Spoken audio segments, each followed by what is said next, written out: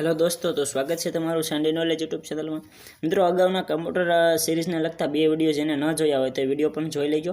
अने कम्प्यूटर ने लगता जे प्रश्नों आपणे डेली चर्चा करीए छीए तेनी पीडीएफ पण आपणे आपणा वॉट्सएप ग्रुप में सेंड करी दीए छीए। तो वॉट्सएप ग्रुप में जे विद्यार्थीओ जॉइन न थया होय ते विद्यार्थीओ जॉइन थई जजो। तेमज नवा जे विद्यार्थीओ छे ते विद्यार्थीओ चेनल ने सब्सक्राइब करी नाखजो। तेमज आपणा विडियो ने लाइक पण करी देजो।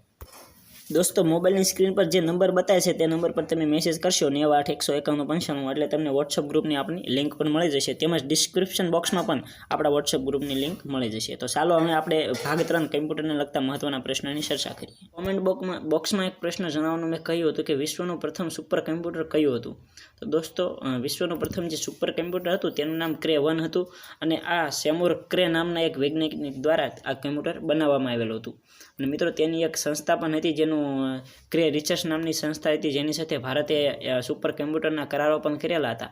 પરંતુ અમેરિકાને ડર હતો કે જો આ સુપર કમ્પ્યુટર ભારતવાળાને આપણે આપીશું તો તે પરમાણુ શસ્ત્રોમાં ઉપયોગ કરશે। તેના માટેથી આ કરાર અમેરિકાવાળાએ કેન્સલ કરાવી દીધો હતો। મિત્રો, આજે અગત્યના બીજા પ્રશ્નની ચર્ચા કરીએ તો કયું કમ્પ્યુટર સૌથી ઝડપી છે। તો સુપર કમ્પ્યુટર છે તે સૌથી સ્પીડમાં ઝડપમાં હોય છે। ત્યારબાદ આગળ વાત કરીએ, સૌપ્રથમ જનરલ પર્પઝ કમ્પ્યુટર કયું હતું। તો યુનિવેક નામનું જે કમ્પ્યુટર હતું એ સૌપ્રથમ જનરલ પર્પઝ કમ્પ્યુટર હતું। ત્યારબાદ વાત કરીએ, ત્રીજી પેઢીના જે કમ્પ્યુટરની સ્પીડ હતી તે કેટલી સેકન્ડમાં માપવામાં આવતી। તો નેનો સેકન્ડમાં માપવામાં આવતી। ત્યારબાદ આગળ વાત કરીએ 44મા નંબરના પ્રશ્નની કે કમ્પ્યુટરની પહેલી પેઢીના કમ્પ્યુટરની સ્પીડ ખાલી જગ્યા સેકન્ડમાં માપવામાં આવતી। તો મિત્રો, માઇક્રો સેકન્ડમાં માપવામાં આવતી। અહીં ભૂલથી કમ્પ્યુટર લખાઈ ગયું છે। તો મિત્રો, પહેલી પેઢીના જે કમ્પ્યુટર હતા તેની સ્પીડ માઇક્રો સેકન્ડમાં માપવામાં આવતી હતી। ત્યારબાદ વાત કરીએ, ટાઈમ શેરિંગ ઓપરેટિંગ સિસ્ટમનો ઉપયોગ કઈ પેઢીમાં થયો હતો। તો ટાઈમ શેરિંગ ઓપરેટિંગ સિસ્ટમ હતી તેનો ઉપયોગ બીજી પેઢીમાં કરવામાં આવ્યો હતો। દોસ્તો, આગળના પ્રશ્નની વાત કરીએ કે ચોથી પેઢીના કમ્પ્યુટર કઈ સાલમાં બન્યા હતા। તો 1971માં ચોથી પેઢીના કમ્પ્યુટર બનાવવામાં આવ્યા હતા। ત્યારબાદ 47મા નંબરનો પ્રશ્ન વાત કરીએ કે LIC જે ચિપ હોય તે કઈ પેઢીમાં તેનો ઉપયોગ કરવામાં આવ્યો હતો। તો સૌપ્રથમ તો આપણે LICનું પૂરું નામ જોઈએ તો LSIનું પૂરું નામ થાય છે લાર્જ સ્કેલ ઇન્ટિગ્રેટેડ। તે જે ચિપ હતી તેનો ઉપયોગ ચોથી પેઢીમાં કરવામાં આવ્યો હતો। આગળ વાત કરીએ કે નેટવર્કના બેકબોન એટલે કે કરોડરજ્જુ તરીકે કયા કમ્પ્યુટરનું કાર્ય હોય છે। તો મેઇન ફ્રેમ નામના કમ્પ્યુટર હોય છે તેનું કરોડરજ્જુ તરીકે કાર્ય હોય છે। જેમ આપણા શરીરમાં કરોડરજ્જુ મુખ્ય હોય છે તેમ કમ્પ્યુટરમાં જે મુખ્ય હોય છે તેને બેકબોન તરીકે ઓળખવામાં આવે છે। મિત્રો, આગળ વાત કરીએ, દુનિયાનું સૌથી ઝડપી સુપર કમ્પ્યુટર કયું હતું। તો ફુકાગો નામનું જે જાપાનનું કમ્પ્યુટર હતું તે સૌથી ઝડપી સુપર કમ્પ્યુટર હતું। ત્યારબાદ વાત કરીએ, હોસ્પિટલમાં ECG અને ડાયાલિસિસ માટે વપરાતા કમ્પ્યુટર કયા પ્રકારના કમ્પ્યુટર હોય છે।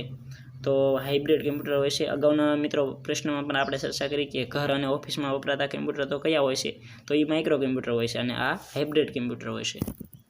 ત્યારબાદ વાત કરીએ, અનુપમ કોનું નામ છે। તો સુપર કમ્પ્યુટર છે એનું એક નામ અનુપમ છે। ત્યારબાદ વાત કરીએ આગળ 52મા નંબરના પ્રશ્નની કે કમ્પ્યુટરની સ્પીડ શેમાં મપાય છે।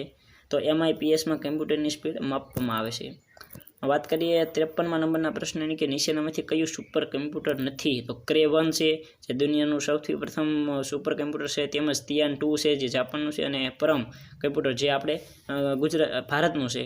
તો ત્રણેય કમ્પ્યુટર જે સુપર કમ્પ્યુટર છે, પરંતુ જે સિદ્ધાર્થ નામનું કમ્પ્યુટર છે તે સુપર કમ્પ્યુટર નથી। દોસ્તો, આગળ વાત કરીએ બીજા પ્રશ્નની કે ભારતનું સુપર કમ્પ્યુટર પરમ કઈ સંસ્થાએ તૈયાર કર્યું હતું। તો તમને ખ્યાલ હશે CDEC નામની સંસ્થા છે એને સુપર કમ્પ્યુટર તૈયાર કર્યું હતું।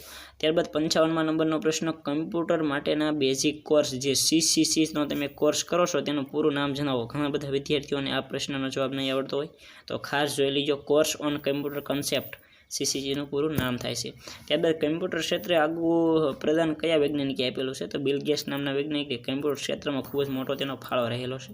ત્યારબાદ વાત કરીએ, કમ્પ્યુટર સાક્ષરતા દિવસ ક્યારે ઉજવવામાં આવે છે। તો 2 ડિસેમ્બરના રોજ કમ્પ્યુટરનો સાક્ષરતા દિવસ ઉજવવામાં આવે છે। આગળ વાત કરીએ કે નીચેનામાંથી કઈ કંપની ભારતીય કમ્પ્યુટર ઉત્પાદકની કંપની છે। તો જે SCL નામની કંપની છે તે ભારતમાં કમ્પ્યુટરનું ઉત્પાદન નામની કરતી કંપની છે। ત્યારબાદ 59મા નંબરનો પ્રશ્ન કે ENIAC કમ્પ્યુટરનું પૂરું નામ જણાવો। ઘણા દિવસથી આપણે વાત કરીએ છીએ ENIAC કમ્પ્યુટર જે પ્રથમ પેઢીના કમ્પ્યુટર હતા આ તે।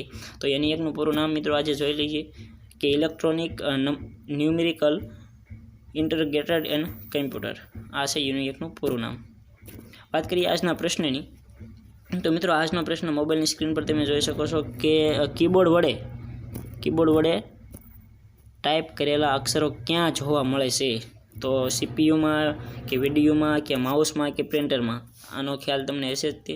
સીપીયુ એટલે સેન્ટ્રલ પ્રોસેસિંગ યુનિટ, વિડીયો એટલે વિઝ્યુઅલ ડિસ્પ્લે યુનિટ, અને માઉસ અને પ્રિન્ટર આ તમને ખ્યાલ હશે. તો આનો જવાબ કોમેન્ટ બોક્સમાં મિત્રો આપજો. ચેનલમાં નવા જોડાયેલા વ્યક્તિઓ ચેનલને સબસ્ક્રાઈબ કરી નાખજો. Thank you for watching this video. Vande Mataram. Bharat માતા કી જય.